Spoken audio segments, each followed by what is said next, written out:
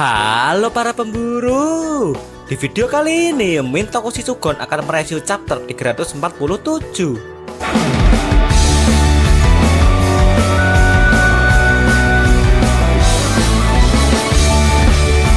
Sebelum membahas chapter 347, Mimin akan menyampaikan beberapa poin penting chapter 346 sebelumnya. Poin yang pertama, syarikat para negara besar akhirnya telah mengalami perubahan, di mana syarikat yang awalnya terdiri dari 5 negara besar kemudian berubah menjadi 6 negara besar. Jadi V5 kemudian berubah menjadi V6. Dalam asosiasi Hunter ternyata ada mata-mata lain sepeninggal dari Pariston, namun mata-mata yang dimaksud belum diungkapkan secara jelas. Dalam ekspedisi menuju Dark Continent nanti, 12 zodiak nantinya akan dibagi menjadi 4 tim. Tim-tim tersebut diantaranya adalah Science Team, Tim Intelijen, Tim Pertahanan, lalu yang terakhir ada Tim Flora Fauna.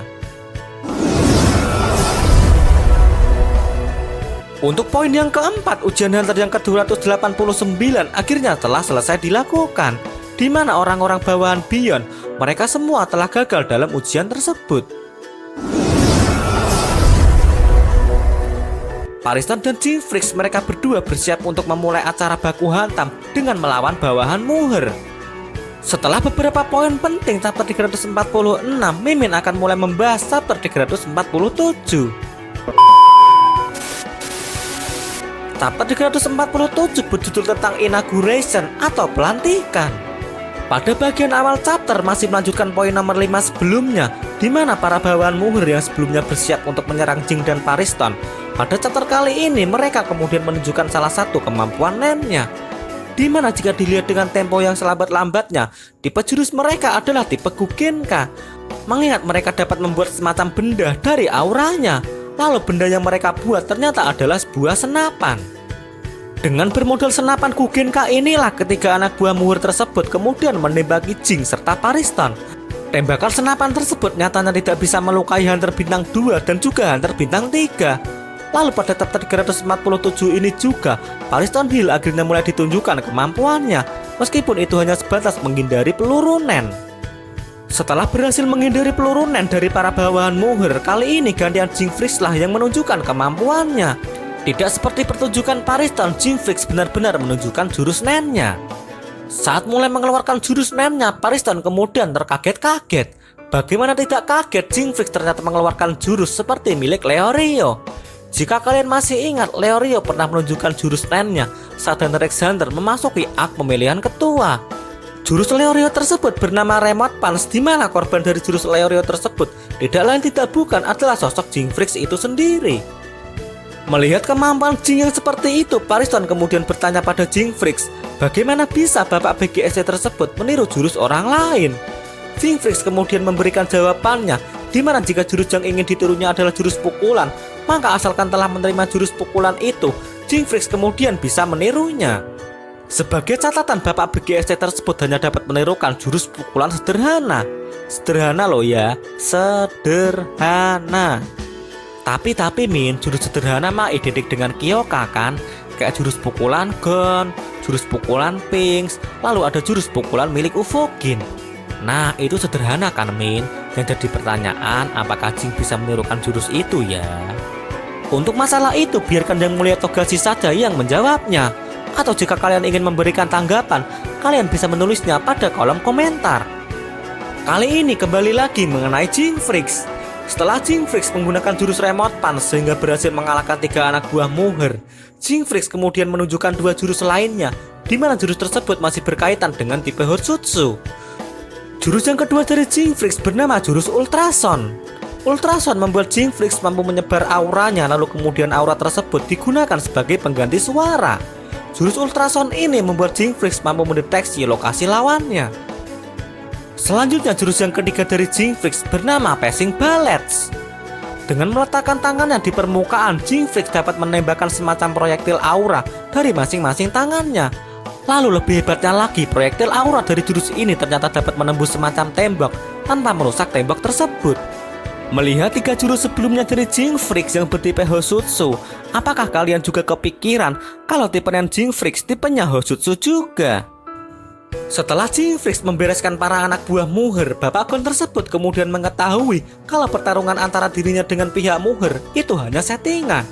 Lalu Jing Freaks mengetahui kalau dalang dibalik adegan settingan itu adalah sosok Pariston. Itu sebabnya Pariston tidak mengeluarkan kemampuan nennya meskipun dirinya dikejar juga oleh bawahan Muher. Jing Freaks lalu mendatangi Muher di mana dirinya memberikan sebuah opini jika orang yang akan berada di garis depan Dark Continent kemampuannya cuma begitu, mereka semua tidak akan mampu bertahan hidup. Muher lalu menjawab pertanyaan Jing di mana mereka semua hanya backup. Para backup atau prajurit pelapis itu nantinya akan bertindak sebagai pengintai sekaligus mereka cuma sebagai pemasok senjata. Cocok ya dengan kemampuan mereka yang mampu membuat senjata Gugenka. Ketika Jing Freaks sedang melakukan percakapan dengan Muher, karakter lainnya dari kelompok Beyond akhirnya diungkapkan. Nama karakter tersebut adalah Golem. Golem bertugas sebagai satuan tembak-menembak di mana daya hancur serangan Golem lebih dahsyat dari orang-orang sebelumnya. Sedikit mengenang masa lalunya, Golem beserta dengan 10 nakamanya, mereka semua membentuk semacam regu khusus di mana regu itu kemudian dikenal sebagai regu tembok batu. Regu tembok batu atau Stone Wall, regu tersebut dikenal pada masa lalu karena mereka berhasil menghentikan konflik perang saudara pada wilayah Lubo. Lebih hebatnya lagi, regu tembok batu berhasil menorehkan catatan 0 korban setelah kedatangan mereka pada perang saudara tersebut. Karena prestasinya yang seperti itu, regu tembok batu akhirnya disebut sebagai regu legendaris. BTW nih ya, BTW, Golem sebenarnya adalah wadah. Dalam tubuh besinya itu ada manusia, di mana manusia itu mengendalikan Golem. Jika kalian menonton serial Naruto, kalian bisa melihat itu dari contoh Sasori. Sasori ternyata ada di dalam boneka yang bernama Hiruko, di mana Sasori mengendalikan boneka Hiruko dari dalam tubuh Hiruko. Muher sendiri sudah mengenal Golem selama 3 tahun. Tapi meskipun begitu, Muher tidak tahu identitas orang pengendali Golem. Setelah pengenalan Golem tersebut, Jing Freaks kali ini ngobrol santai dengan karakter Muher. Bapak Gon tersebut kemudian menawarkan sejumlah uang kepada Muher dan kawan-kawannya, sama seperti anggota Beyond sebelumnya. Sebagai prajurit, Muher kemudian menolak tawaran Jing Freaks. Karena berbekal sebagai prajurit sejati, Muher harus lebih memilih rekan-rekannya dibanding harus memilih uang. Mendengar jawaban Muher, Jing Freaks tidak kehabisan akal. Dirinya kemudian menawarkan kepada Muher kalau uang pemberian dari Jing Freaks, uang tersebut nantinya akan disumbangkan pada Noel Foundation.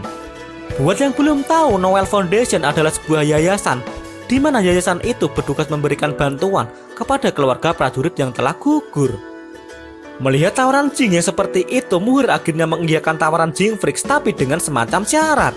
Meskipun dirinya menerima uang dari Jing Freaks, lalu Jing Freaks menjadi orang nomor 2 secara utuh, namun Muher meminta Jing kalau komando kepada prajurit bawahannya itu semua tetap menjadi milik Muher. Jing Freaks nyatanya tidak keberatan dengan syarat Muher tersebut. Jadi dengan kejadian seperti itu, Jing Freaks akhirnya resmi menjadi orang nomor 2 dalam paguyuban Beyond secara utuh. Setelah Jing Freaks benar-benar secara utuh menjadi nomor 2, Pariston seketika itu juga langsung memberikan selamat kepada Jing Freaks.